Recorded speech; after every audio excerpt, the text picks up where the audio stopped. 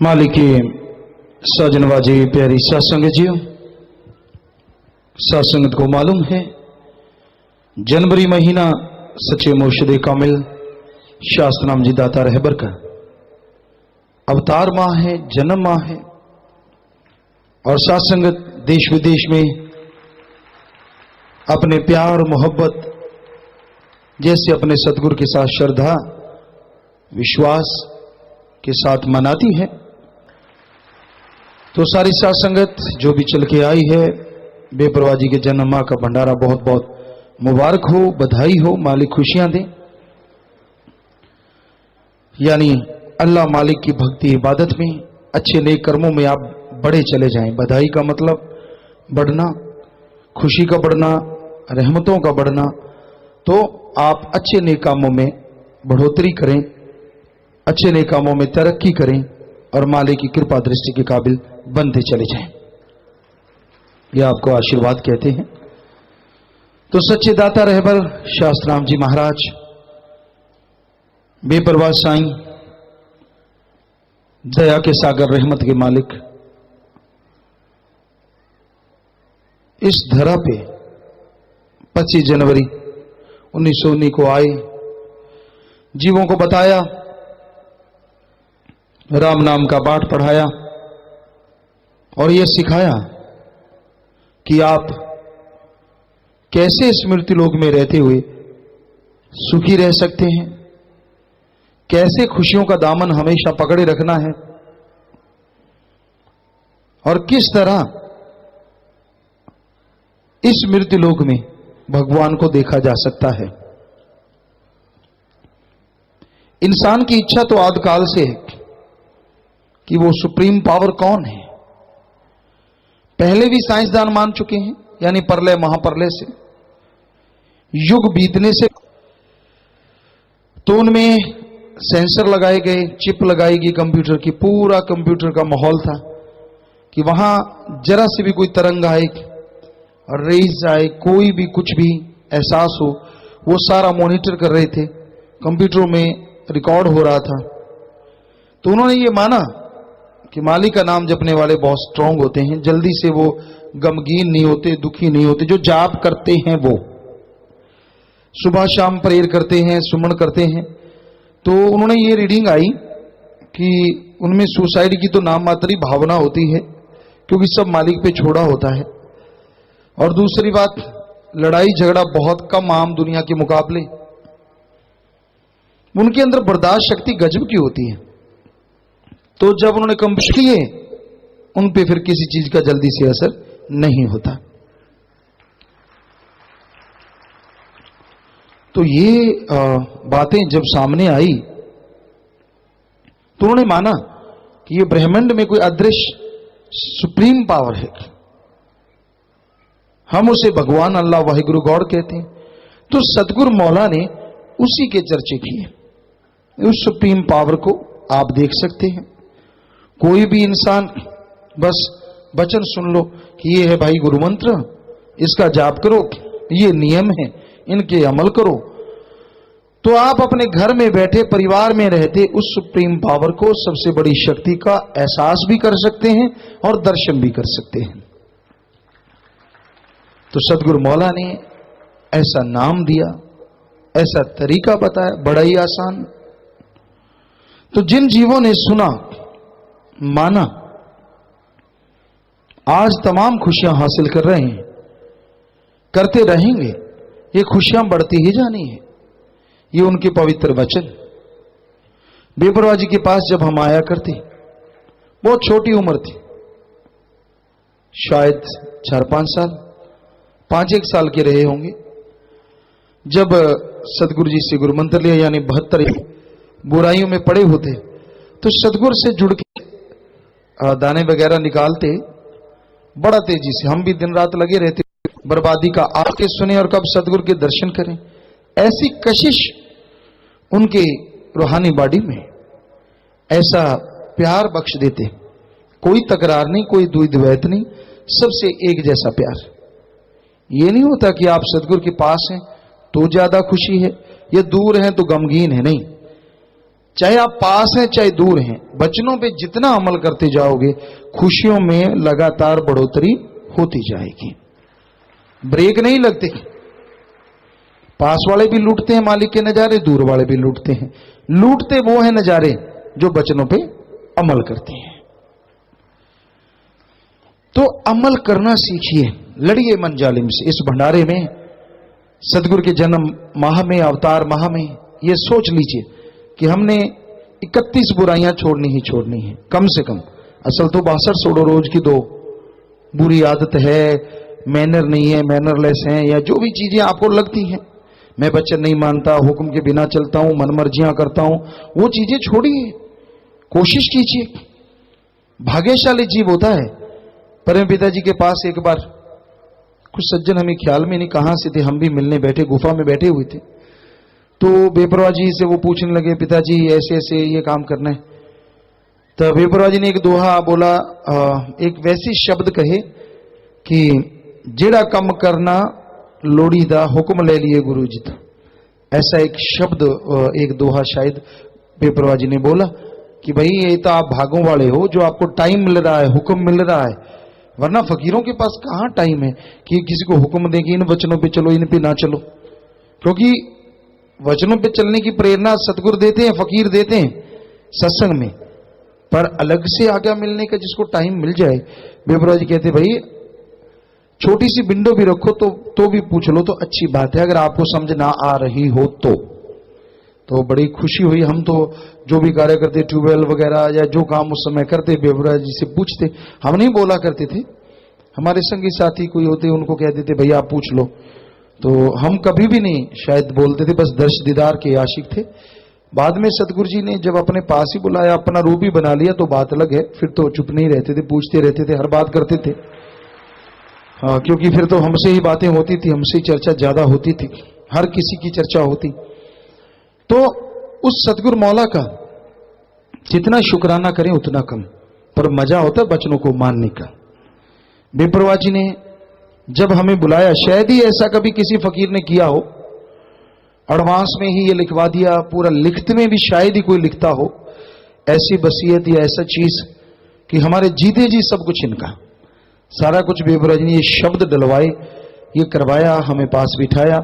जिस दिन हम आए, शाम का समय था, 22 सितंबर तो 1990 की वो बात। बेपरवाह जी के पास आके बैठे परिवारजन था सारा, तो चर्चा चली कि भाई हम तो इनको गुरगद्दी पे बिठाएंगे। माता जी बाबू जी पूछने लगे आप खुश तो हो ना? तो ये इन दोनों ने कहा जी हमने क्या करना है, 18 साल बाद तो ये पहले हमारे पैदा हुए, अब ये आपके पास आ गए हैं, इतना बड़ा घर है, इतने बड़े खेत हैं, ये अकेले ही संभाल रहे थे। बापूजी की आंखों में आंसू आ गए कि ये तो 7 साल के थे तब से मुझे खेती बाड़ी सारा कुछ ही छुड़वा दिया, सारा कुछ यही करते थे, तो अब ऐसा कीजिए वो जमीन भी आप ले लें, घर भी आप ले लें, और एक छोटा सा मकान हमें यहां दे दीजिए, सुबह शाम आपके और इनके दर्शन करते रहेंगे। तो बेपरवाह जी भी बैरागे में आए। उस सतगुरु मौला दोनों जहां के दाता के बैराग्य का मूल्य क्या होता है और कितनी खुशियां होती हैं वो तो परिवारजन जाने या सतगुरु मौला जाने। सो बेपरवाह जी फरमाने लगे ना भाई ना ना ना ना, हम आगे बहुत बड़ी कुर्बानी ले रहे हैं, छोटे छोटे बच्चे, क्योंकि छोटी बेटी तो हमारी 1 साल की थी उस समय और बाकी दोनों थोड़े बड़े थे। तो कहने लगे ना ये तो बहुत बड़ी चीज है, बहुत बड़ी बात है, हम तो बहुत बड़ी कुर्बानी ले रहे हैं, इसलिए आज से ही हम आपसे कुछ लेते नहीं, इनकी झोली में दोनों जहां की दौलत डाल रहे हैं। ऐसे हम पास बैठे थे। तो शायद ही रूहानियत में कभी ऐसा हुआ हो कि गुरगद्दी की रस्म पूरी नहीं हुई और पहले ही दोनों जहां की दौलत सतगुरु मौला ने अपने वचनों के द्वारा ये सौंप दी हो। ये अपने आप में बेमिसाल बात है। जो आज निंदक, जिनका मन उखड़ा है, क्यों उखड़ा है ये तो राम जाने, जो पहले तो बड़ा यकीन किया करते थे, कुछ देर में ही पता नहीं क्या हो जाता है।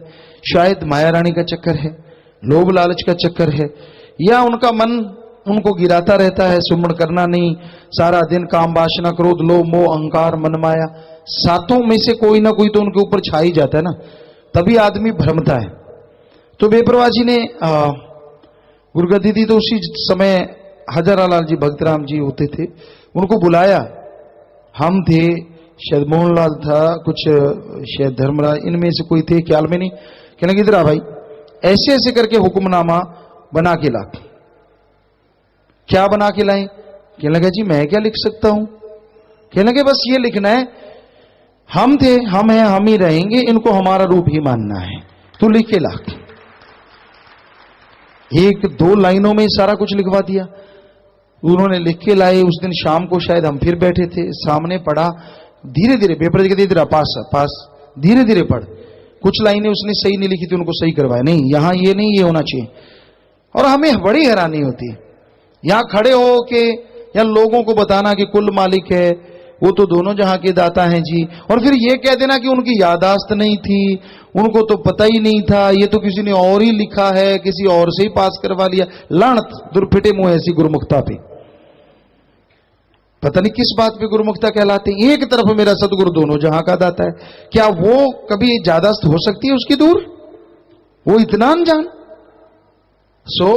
हमारे सामने एक एक लाइन ठीक करवाई, बिच शराबे रंग मुसल्ला, ये बेपरवाज ने खुद मुखार बिंद से कहा ये भी लिखो इसके अंदर, लास्ट में हमें ख्याल में ये ऐड करवाया। तो बेपरवाजी ने जो वचन लिखवाए वो हुक्मनामा या फिर ग्रंथों में लिखने के लिए कि ये चीजें दी, तो सब कुछ सतगुरु ने करवाया, कर रहे हैं और करवाते रहेंगे। हमारा यहां बताने का मकसद, आजकल कई लोगों को गद्दी की बड़ी भूख लगी हुई है और खुद कैसे बुरे बुरे कर्म कर रहे हैं वो आप सुन ही रहे हैं सारे। सतगुरु ने अच्छा किया ना, ऐसे लोगों को नहीं बिठाया, वो जानी जान दोनों जहां के मालिक हैं। चर्चा चली, बेपरवाजी की मीटिंग हुआ करती, उस मीटिंग में एक बार बोला बेपरवाजी ने कि भाई हम ऐसा वैसा थोड़ी ना बिठाएंगे जो डेरे को बेच के खा जाए, ऐसा बिठाएंगे दिन दुगनी रात चौगनी डेरा तरक्की करेगा। और शासक गिनती कर ले कितनी जगह पे डेरे बन चुके हैं और विदेशों में कितनी जगह बनने को तैयार हैं, बस कागजात वगैरह उनके बनने वाले हैं साथ के साथ। और ये डेरा कहां था और कहां पहुंचा और क्या पता कितना बड़ा होना है इसने, उनके वचन है, हमारे नहीं, हमारा कुछ नहीं है, पर उनके वचन। तो सतगुरु मौला ने जो वचन किए, नहीं जी हम तो साईं जी को मानते, नहीं जी परम पिता जी को ही मानते हैं, खाक मानते हो, उनके वचन थे, हम थे, हम हैं, हम ही रहेंगे। और परम पिता जी ने बताया कि भाई कोई बात आते पूछने, कई खास सेवादार आए बात पूछने के लिए, पिताजी हमें बता दो, कहते ना भाई इनको दोनों जहां की दौलत बख्श दी। हमारे पास आते, एक बार तो ऐसा हुआ, कई बार हुआ ऐसा, एक बार तो काफी हुआ, वो सज्जन हमारे पास है जी, नहीं मैंने बख्श दो जी, देखो परमपिता जी कह रहे हैं। हमने कहा मूर्ख, धीरे से, कि भाई हमारा सतगुरु मौला दाता रहबर मालिक बैठा है, हम होते कौन है बख्शने वाले, जाओ उसके पास, वो हमारे पास है। उधर शिफ्ट हो गया। ऐसे थोड़ी सी दूर कुर्सी थी, इधर बेपरा जी की चारपाई, यानी वो सिरहाने बैठे थे, हम पायदान दूसरी पैंद की तरफ बैठे हुए थे कुर्सी डाल के, तो बेपरा जी के चरणों की तरफ। तो हम धीरे से उसको कहा कि तेरे को समझ नहीं आती कि उधर देख सतगुरु मौला बैठा है, वो ही बख्शेगा। वो फिर है नहीं जी तुसी दया दे सागर। बेपरा जी कहते कमाल करता है, तेरे को बोल तो दिया कि हमने तो भाई दोनों जहां की ताकत उनको भाई उनसे कर, वो हमारी तरफ आए, हम उसको यूं दिखा दें, वो उधर जाए, वो उधर उधर उधर।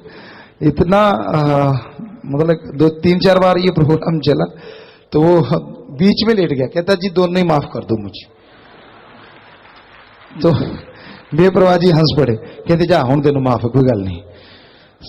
वो सतगुरु की खेले आम लोगों को दिखाते रहते, मजलिसों में जिनके बच्चे पढ़े होते थे, बुलाते, कहते हैं बोल भाई किसी ने पूछना है गुरगद्दी के बारे में।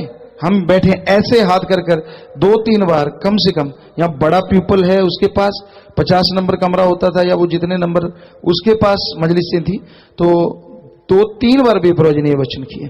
और आज जा जाके, और साथी कौन है जो कभी वचन नहीं मानते, शराबी, कबाबी, गुंडागर्दी करने वाले, सभी की इच्छा है कि इतना बड़ा आश्रम, इतनी बड़ी साध संगत, हिमालय पर्वत तक बताते हैं, ये तो हिमालय पर्वत हो गया साध संगत। तो भाई ये तो राम नाम जपने वाले हैं, किसी का बुरा तो करते नहीं, किसी को बुरा कहते नहीं, तो सबको होता है यार ये तो बड़ा आसान सा काम है, धक्के से गद्दी ले ली, फलाना कर दिया, धींकड़ कर दिया। तो आप ले लेते, फिर आपने क्यों नहीं ली? धक्के से संत पीर फकीर के पास आ जाए, वचन हो जाए तो कुलें खत्म हो जाती हैं, धक्का तो दूर की बातें हैं। सतगुरु मौला जिसे चाहे वो तिनके से भी काम ले लेते हैं। पिंगलों को पहाड़ों पे चढ़ा रहे हैं, ऐसे ऐसे लोग आके बताते हैं। तो सतगुरु मौला पता नहीं लोगों के दिलो दिमाग में क्या है, जब तक इस वचन को नहीं मानेंगे लोग, हम थे, हम हैं, हम ही रहेंगे। कईयों ने मस्ताना जी को कुछ नहीं समझा, और देखो आज उनका हश्र क्या हो रहा है। क्यों नहीं मस्ताना जी, कैसे नहीं, किसने ढूंढा परमपिता जी को फिर? और क्या वो ढूंढने वाला इंसान थे? आम आदमी है। और क्या परमपिता जी के वचन झूठे? हम थे, हम हैं, हम रहेंगे। तो इसमें तो बात ही खत्म होगी, शक की तो कोई गुंजाइश ही नहीं रही। इसका मतलब मस्ताना जी टाइम में भी परमपिता, एक तरफ परमपिता जी की निंदा कर रहे हो, मस्ताना जी को बुरा कह रहे हो, या अब बुरा कह रहे हो, और एक तरफ कह रहे हो नहीं। और कईयों का तो दीन मान ही खत्म है, ना मस्ताना जी को मान रहे हैं, ना परमपिता जी को, और हमें तो मतलब ही नहीं। सो ऐसे भी लोग हो गए हैं। सो बच के रहो, आज का युग बड़ा ही खतरनाक है। आप मालिक के मुरीद हैं, और जो मुरीद बनने आए हैं वो भी ध्यान से सुने। संत पीर फकीर का काम अल्लाह वाहिगुरु मालिक का नाम बताना, बुराइयां छुड़वाना, मालिक से जोड़ना, और आपके अंदर बाहर की कमियों को दूर करना, आपको सही रास्ते पे चलना सिखाना। ये संतों का काम होता है, फकीरों का काम होता है। सो बेपरवाह जी ने खुद ही ड्यूटी लगाई, खुद ही वचन कर दी हम करेंगे। क्योंकि हमने जब चोला बदलना था, पहले ही बेपरवाह जी पता ही था, बताया हुआ था, हमसे तो कोई पर्दा नहीं होता था किसी भी चीज का। तो हमें बैराग्य चल पड़ा, और बैराग्य फिर ऐसा वैसा तो चलता नहीं था। सदगुरु ने तो दिन रात ही चलता था, ना कुछ खाना ना पीना होता था, बड़ा मुश्किल हो जाती। सारे सेवादार बाहर शोर मचाते। तो बेपरवाह जी के पास गए, कहते भाई आप ऐसे क्यों कर रहे हो? हमने कहा जी आपने ये चोला बदलने वाला सिस्टम, ये हमसे सहन नहीं हो पाएगा, हम बैराग्य में तो थे ही। तो बेपरवाह जी ने अपनी छाती से लगाया, बैराग्य में हम उतरे रहे। हमें ऐसे ऐसे कभी सिर पे, जो छोटे बच्चे को मां दुलारती है, अगर उदाहरण दें, उससे भी कहीं बढ़ के लगे रहे, साथ लगा लिया। पर बैराग्य था कि थमने का नाम नहीं ले रहा था। तो थोड़ा पीछे किया, हमें बस यूं उंगली तानी, और हमारी छाती पे यहाँ हार्ट होता है बिल्कुल वहीं, जोर जोर से। जब हमने कहा है तू थोड़ी करेगा, हम थे, हम है, हम करेंगे, हम करेंगे। शायद 10 बार बेपरवाह जी ने या 15 बार ये वचन किए होंगे। तू फिक्र क्यों करता है? हमने कहा जी हम तो छोटे से हैं, 23 साल की उम्र थी, कितना हमें इतना बड़ी साथ संगत, इतना बड़ा सब कुछ। अरे तू थोड़ा ही, हम हैं, हम तेरे साथ हैं, हम तेरे अंदर हैं। बस वो दिन गया ना, तो बेपरवाह जी ने कोई बैराग्य आने दिया उस तरह का, और ना ये हुआ कि संभाल ना पाए। बेपरवाह जी के दर्शन करवाए पूरी साथ संगत को। हमारी ही वो ख्याल था कि सारी साथ संगत को दर्शन करवाएं, सबके बड़े बड़ों के ख्याल कुछ और ही थे। तो हमने कोई सलाह नहीं ली। हमने कहा हम सलाह नहीं ले रहे, हम आपको कह रहे हैं कि ऐसा करना है। बेपरवाह जी के पास बैठे, सारी साथ संगत को दर्शन करवाए। कोई एक बंदा भी रोया नहीं कि वहां ऐसा करे। सदगुरु ने ऐसी कृपा की, ऐसी रहमत की, और कर रहे हैं और करते रहेंगे। तो हमें किस बात का फिक्र है? कई बार कई आते हैं, कई पूछने आए, ऑफिसर आए बड़े बड़े, कई जगह पे हमें बुलाया गया, वहां अकेले ही गए। कहते यार, एक दूसरों से पूछने लगे ये गुरुजी को क्या खाते हैं, ये इनके चेहरे पे सिकन क्यों नहीं है? अंदर भी उन्होंने हमसे भी पूछा, गुरुजी आप डरते क्यों नहीं? कि हमने कहा क्यों चोरी करिए, डरे क्यों? डरे हमने क्या गलत काम किया है? कहते वो तो सानू भी पता है, पर सानू प्रेशर है। ये तुसी आप समझ लो, किड़े किड़िया ते प्रेशर और की करवा रहे हैं ये प्रेशर। सो कौन प्रेशर डालता है? कोई अगर आपको बताने की जरूरत है, आपको सारी संगत को पता है कौन डालता है। अगर अब भी आपको नहीं पता तो हमें लगता नहीं कि आपका दिमाग सही है, क्योंकि अब तो सारों को ही पता, ढोल बज चुका है कि हाँ भाई कौन प्रेशर डाल सकता है। यहां बातें जरूर होती हैं, ये आजाद है, फलानी चीज आजाद है, कोई आजाद वजाद नहीं है, सब प्रेशर में है, सब प्रेशर में। कोई मालिक का प्यारा, कोई अच्छे संस्कार वाला बचा होगा, उसको वैसे घुमा देते, खुड्डे लैंड ला दो इनू, खुड्डे लैंड। तो वो कहता है ठीक है खुड्डे लैंड ला दो, पर मैं अपने अंदर की चीजों को नहीं बदलूंगा। कोई मालिक का प्यारा, उसे मिलती हैं खुशियां। तो वरना उनके प्रेशर में रहना ही पड़ता है। सच्ची बात कहते हैं, कड़वी तो होती है, पर है ये सच। तो भाई हम तो सतगुरु के एक उन्होंने वचन किए हैं, उनके सहारे चल रहा है सब कुछ, उनके सहारे चलता रहेगा। पर आपको एक नुक्ते की बात बताते हैं, अगर आप खुशियां लेना चाहते हो तो ये वचन हमेशा याद रखो, हम थे, हम हैं, हम ही रहेंगे। क्योंकि ये बेपरवाह जी ने वचन हमें कई बार किए, सतब्रह्मचारियों में किए, सेवादारों की मीटिंग में। जब ये बात आई कि आप चोला छोड़ जाएंगे, रोने लगी सास, कहते नहीं हम कहीं नहीं जाते, आपके साथ रहेंगे। मतलब वही हम थे, हम हैं, हम ही रहेंगे। साफ शरेआम वचन किए। जिसने इस नुक्ते को पकड़ लिया, ना तो उसके दिलो दिमाग में कभी टेंशन आए, ना घर परिवार में कोई दुख आए, ना उसके शरीर में आए। और जो वो कुछ और थे, ये कुछ और है, वो कुछ फलां थे, ये वो फलां, यही करता रह गया तो यही करते करते एक दिन अंतिम श्वास ले लेगा, पर यहां वो नजारे लूट नहीं सकता। तो भाई सदगुरु मौला करवा रहे हैं, उनका काम है, तो इसलिए साध संगत खुशियां मनाती है देश विदेश में।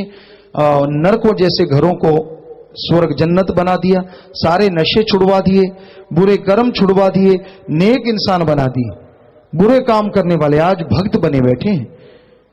कई बार बेपरवाह जी फरमाते, भाई ये तो शेरों को नथ पर डाली हुई है कि कमी नहीं है इनमें बुरे काम करने वालों की, गुंडागर्दी, हर तरह के लोग, लेकिन राम का नाम लेके नथ डल गई और अब वो प्यार मोहब्बत के सहारे चल रहे हैं। सो ये वाकई सच है, ऐसे ऐसे लोग हमने देख रहे हैं। तो बात सदगुरु का जन्म महा खुशी से मनाओ, जबरदस्त तरीके से खुशियां मनाओ रोज, पर खुशी बचनों को मान के मनाने में जो आती है ना, वो कहने सुनने से परे। तोड़ दो भ्रमों को, दृढ़ यकीन के साथ बढ़ो आगे। आपका मन पेलेगा आपको एक बार, ओ देख तेरे को ये बोला, वो हो गया, ये हो गया, फला हो गया। मन जाली में ये जरा सी बात को भी, चाहे वो सीधी बात कही जाए, उसको भी उल्टा लगाएगा, क्योंकि तू नया नया उसके चंगुल से निकल रहा है। पर परवाह ना कर, डट के कर मुकाबला, यकीन मान जीत तेरी ही होगी, क्योंकि तेरा सतगुरु दोनों जहां का मालिक बहुत डाढ़ा है। तो इसलिए मन की ना सुनो, सतगुरु मौला की, फकीर की सुनो, अमल करो, यकीन मानो खुशियां आपको उड़ीक रही हैं, आपको आवाजें दे रही हैं। बल्कि वो तो दामन फैलाए खड़ा है, आजा कब मैं तुझे छाती से लगा लूं। बड़ा सुनहरी अवसर है, बचनों पे रहो, सेवा करो। और निंदा या निंदा करने वाले के पास बैठना तो क्या, बेपरवाह जी ने फरमाया परछाई भी ना पड़े, उसमें इंटरेस्ट मत लो, क्योंकि ये बीच में ही घूमते होते हैं ऐसे लोग। उनका मन खुद का खराब होता है और दूसरों का खराब कर देते हैं। हमने देखा जा जाके, हमसे मिले बच्चे, वो कहते हैं ऐसा जी हमारा मन खराब करने में कोई कसर नहीं छोड़ी। हमने पूछा भी, पहले तो ठीक था, अब क्या हो गया? क्योंकि कोई रिश्तेदार, कोई यार दोस्त, कोई मित्र, कोई पैसे देने वाला, या कोई लोभ लालच पूरा नहीं हो रहा, शायद इस वजह से। संतों ने तो बताओ क्या बुरा कहा किसी को, कब बुरा कहते हैं? मन पीड़ता है, मन। संतों ने तो दया ही की, कमी नहीं छोड़ी, नी आसरों को आसरा दिया और निसंतानों को संतान दी, खाली झोलियों वालों की झोलियां दिया में रहमत से लबालब भर दी, गमगीन दुखी परेशानों को खुशियों से लवरेज किया, और जिन घरों में दुख दर्द मुसीबतें थी उन घरों का जन्नत स्वर्ग बना दिया, मिसअंडरस्टैंडिंग को अंडरस्टैंड कर दिया। सदगुरु मौला ने कोई कमी नहीं छोड़ी, तो फिर सदगुरु को दोष क्यों? दद्दा दोष ना काहू दीजिए, दोष कर्मा अपनिया, जो मैं किया सो मैं पाया, दोष ना दीजिए अवर्जन। किसी और को दोष मत दो, जैसे कर्म कर रहे हो वैसा भोगना पड़ता है। इसलिए कर्मों में चेंज लाओ, हिम्मत करो, मन से लड़ो, यकीनन आप ये कर सकते हैं। जिसने मालिक सतगुरु से नाम लिया है वो ऐसा कर सकता है, मन का मुंह मोड़ सकता है और मालिक से नाता जोड़ सकता है। तो सतगुरु मौला से नाता जोड़ के रखो, जो हो गया सो हो गया, आगे वाला ध्यान दो, जो बीत गया सो बीत गया, तौबा कर लो और सतगुरु मौला के गुणगान गाओ, सच्चे राह पे चलते जाओ, यकीनन उसकी खुशियां आपकी झोलियों में जरूर आएंगी। तेनू यार नाल की, तेनू चोर नाल की। किसी की सुनो ना, या कहानियां ऐसी बनाते हैं कि लोगों को यकीन आने लगा देते हैं कि भाई ये सही है, सारी दुनिया खराब है, ऐसे ऐसे मास्टर बैठे। तो तेनू यार नाल की, तेनू चोर नाल की, तू अपनी निवेड़ तेनू होर नाल की। तू अपना सोच, बस तू खुद गलतियां ना कर, मालिक से जुड़ा रह। किसी की ताकत नहीं जो तुझे मालिक से दूर कर सके, सवाल पैदा नहीं होता। बस मन की ना सुन, मन के मते मत चल, मन मतों का संग ना कर, क्योंकि जैसा करो संग वैसा चढ़े रंग। जैसे लोगों में बैठोगे वैसी बातों आती है, और बुरी बात तो जल्दी आती है समझ में, अच्छी बात नहीं आती। कहते यार अग लगे बिना धुआं थोड़ा ही हुंदा है, माड़ी मोटी ता किते ना किते ता कुछ ता होई, अरे बिना पंख के डारें बन जाती हैं। सो ये कलयुग है, कलयुग। आप यकीन रखिए अपने सदगुरु मौला पे। कोई बात होती है पूछ लें, जब भी सत्संग का दिन आता है आप अपना सवाल लिखिए, नीचे नाम लिख दीजिए, 2 लाइनों में पूछिए, हमारे पवित्र वेदों में, सभी धर्मों में ये जिक्र है ब्रह्मचार्य आश्रम और घर गृहस्थ आश्रम। तो गृहस्थ आश्रम में बहुत सारी बातें आपको पहले बता चुके हैं कि तालमेल बिठाना, एक अगर कभी गुस्से में आ जाए तो दूसरा थोड़ा शांत रहे, एक दूसरे के बारे में कोई अगर गलत बात कहे तो शांति से सुनो, एक दिन गुजारो, अगले दिन बात करो, हो सकता है वो लड़ाने के लिए आपको बात कर रहा हो। गृहस्थ जिंदगी में संयम बेहद जरूरी है, ये भी आपको बताया। घर गृहस्थ में रहते हुए क्या भक्ति की जा सकती है, घर परिवार में रहते हुए क्या परमपिता परमात्मा के उस भगवान के दर्शन हो सकते हैं? जी हां, आप अपने घर परिवार में रहिए, जिस धर्म को मानते हैं मानते रहिए, पर तालमेल बिठाइए, काम धंधा करते हुए राम का नाम जपने का। हमारे धर्मों में लिखा है, पवित्र वेदों में, कर्म योगी और ज्ञान योगी। सभी धर्मों में यही बात आती है, हक हलाल की रोजी रोटी, अल्लाह की इबादत, दशानवादी कीर्त कमाई, वाहिगुरु का नाम जपना, हार्ड वर्क और गॉड्स प्रेयर। तो जो पवित्र वेदों में बताया सब कुछ वैसे हर धर्म में बताया गया, क्योंकि पवित्र वेद हमारे पुरातन है, सो हमने वहीं से शुरुआत करते हैं। तो इन सभी में बताया है, काम धंधा करते हुए, कर्म योगी रहते हुए आप ज्ञान योगी बन सकते हैं, या यूं कहें पहले ज्ञान योगी बनिए फिर कर्म योगी बनिए। अच्छे बुरे का ज्ञान हो और अच्छे बुरे की पहचान हो, तभी आप कर्म करें। कर्म कोई भी कार्य है तो आप गलत भी कर सकते हैं अगर आपको ज्ञान नहीं, तो इसलिए ज्ञान होना जरूरी है।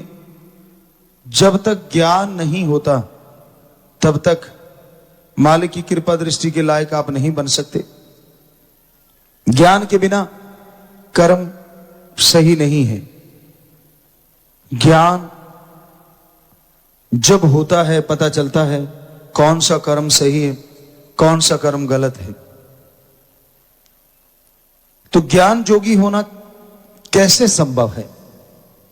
मान लीजिए आप कोई काम धंधा करते हैं, आप गाड़ी चलाते हैं, खेती बाड़ी करते हैं, आप बिजनेस व्यापार करते हैं, तो उसमें यह जरूरी है कि काम धंधा करते रहिए, हाथों पैरों से कर्म करने हैं और जीवा से ख्यालों से प्रभु का नाम जपना है। आप गाड़ी चला रहे हैं, हाथों से स्टीयरिंग, देखना सामने है, पैरों से क्लच ब्रेक दबाते हैं, एक्सीलेटर दबाते हैं, जीवा से तो कोई क्लच ब्रेक नहीं दबाते। चलाते जाइए गाड़ी और जीवा से ओम हरि अल्लाह वाहिगुरु राम का नाम लेते जाइए। तो ये है ज्ञान योगी के ज्ञान योगी और कर्म योगी के कर्म योगी। यहां जाना चाहते हो वहां भी पहुंच गए और प्रभु का नाम भी होता जा रहा है। इसी तरह खेती बाड़ी में आप ट्रैक्टर चला रहे हैं तो राम नाम के गीत गाइए और ट्रैक्टर हाथों पैरों से चलाते रहिए, हल जोतते रहिए। आपको करके भी दिखाया था पिछली बार। तो ज्ञान योगी के ज्ञान योगी और कर्म योगी के कर्म योगी। तो ये तालमेल बिठाना है आपने। आप पैदल जा रहे हैं, वॉकिंग करते हैं, सुबह सवेरे दौड़ना, भागना, वॉकिंग करना अच्छी चीज है अगर आप कर पाओ तो। जीवा तो खाली होती है, उससे तो भागना नहीं। विचारों में तरह तरह के विचार आ जाते हैं, वो तो सही नहीं। इसलिए आप अपने विचारों से सुमरन करें, भक्ति करें और जीवा से भी प्रभु का नाम ले और काम धंधा करते रहिए। कोई भी वॉक कर रहे हैं, लेटे हुए हैं, बैठे हुए हैं, फुर्सत के क्षण हैं, सोने जा रहे हैं, यकीन मानो लेटे लेटे भी अगर आप राम नाम जपोगे तो बहुत जल्दी नींद भी आएगी, बढ़िया नींद आएगी, और हो सकता है सपनों में भी आपके भगवान कोई कर्म काट दे। तो इस तरह घर गृहस्थ में रहते हुए प्रभु का नाम लिया जा सकता है। क्या समाधि में भी बैठा जा सकता है? सुन समाधि कहते हैं। जी हां, आप संयम बरतेंगे तो समाधि में भी बैठ के मालिक के नूरी स्वरूप के दर्शन कर लेंगे। संयम काम वासना, विषय विकार, क्रोध, लोभ, मोह, अहंकार, मन माया पे कंट्रोल, चलते बैठ के लेट के काम धंधा करते सुमन करते हुए आप कर सकते हैं। और उसके बाद जैसे आलती पालती मार के बैठेंगे, ध्यान यहां पे जमाएंगे, तो उससे क्या होगा, समाधि की तरफ आप बढ़ने लगेंगे। तो समय लग सकता है, लेकिन आप ये अभ्यास अगर लगातार जारी रखेंगे तो यकीनन आप सुन समाधि में नूरी स्वरूप के भी दर्शन कर सकते हैं। तो घर बार छोड़ना कोई जरूरी नहीं है। घर बार छोड़ के परिवार त्याग के जाना, जंगलों में, उजाड़ों में, पहाड़ों में रहना कोई जरूरी नहीं है। घर परिवार में रहते हुए, कर्म योगी होते हुए भी ज्ञान योगी बनिए तो यकीन मानिए ऐसा करने से घर में सुख शांति भी आती है और खुशियां भी मिलती हैं। घर गृहस्थ में या ब्रह्मचार्य में, किसी भी आश्रम में रहते हुए अगर आपका आत्मबल बढ़ जाता है तो इम्यूनिटी ऑटोमेटिकली बढ़ जाती है, बीमारियों से लड़ने की शक्ति। कैसे बढ़ाई जाए? बहुत सारी चीजें खाने पीने की आ गई हैं, जिसमें बड़े बड़े लेवल, जब से ये कोरोना महा बीमारी आई थी उसके बाद तो इम्यूनिटी, छोटे छोटे बच्चे भी सीखे ये भी कोई चीज होती है, पहले नहीं पता होता था। तो अब उसके लिए प्रोडक्ट बड़े बन गए हैं, ये ले लो जी, ये बूस्ट कर देगा, वो ले लो, बूस्ट करता होगा, हम नहीं कहते कि नहीं करता, करते हैं। जड़ी बूटियां, चीजें ऐसी होती हैं जो अंदर के लड़ने की शक्ति को बढ़ा देती हैं। पर हमारे आदि काल से महापुरुषों ने, ऋषि मुनियों ने यह कहा कि अगर आप मेडिटेशन करते हो, ध्यान में बैठते हो, तो आपके अंदर की शक्ति, खास करके लड़ने की शक्ति बहुत ज्यादा बढ़ जाती है। बीमारियों से लड़ने की शक्ति, बुराइयों से लड़ने की शक्ति।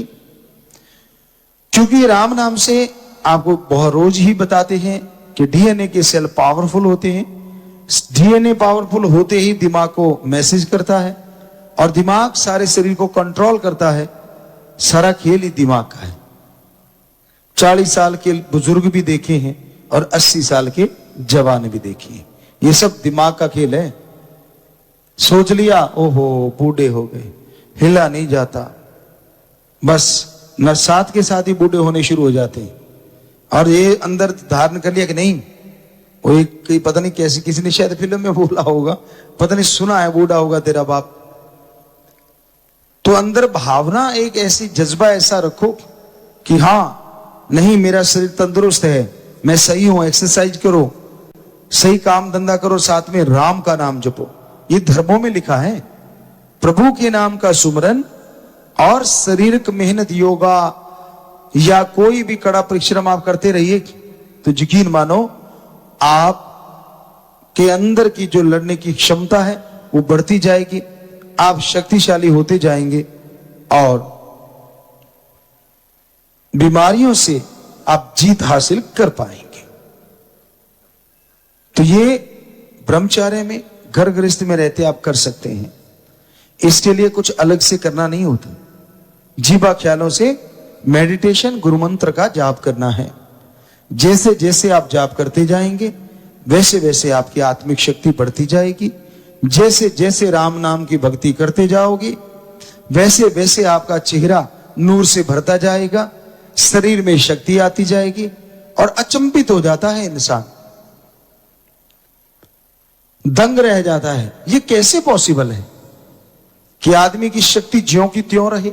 ब्रह्मचार्य, ब्रह्मचार्य का पालन ज्यादा करो। घर गृहस्थ में रहते हुए भी ब्रह्मचार्य का पालन करो, बुरा ना मानना। हमने आम तौर पे देखा, पवित्र वेदों में संतों ने, महापुरुषों ने भी लिखा, और हमने प्रैक्टिकली भी देखा, पशु जो होते हैं वो तभी आपस में मिलते हैं जब बच्चा लेना हो। आदमी तो पशुओं से इस मामले में बहुत ही, बुरा ना मानना, पिछड़ा हुआ है। तो संयम, इसे कहते हैं संयम। वो संयम ही रखते हैं सारी उम्र। बस ये है कि कुदरत ने जब चाहा कि भाई वंश आगे बढ़ाना है, तभी वो आपस में मिलते हैं। लेकिन इंसान ने खुद मुख्तियारी की वजह से नए नए खेल बना रखे, नए नए पैंतरे बना रखे। इंसान भी अगर संयम बरते, घर गृहस्थ में रहता हुआ ओम हरि अल्लाह राम गौड़ खुदा रब की भक्ति करे, तो यकीन मानो वो बेइंतहा सुखी रह सकता है, बेइंतहा खुशियां हासिल कर सकता है, तंदुरुस्ती हासिल कर सकता है। तो ये अपने विचारों को काबू करना, अपने पे कंट्रोल करना आ जाता है राम नाम से। तो इसलिए भाई ये अंदर की जो शक्ति है, आत्मिक शक्ति है, जैसे जैसे बढ़ती जाएगी, बीमारियों से लड़ने की, खुद की बुराइयों से लड़ने की, खुद की बुरी आदतों से लड़ने की शक्ति आप में आती जाएगी। और जैसे जैसे ये बुराइयां आती बदलती जाएंगी, वैसे वैसे आप मालिक की कृपा दृष्टि के लायक ही नहीं बनोगे, बल्कि घर परिवार में भी आपके खुशहाली आएगी, तरक्की होगी।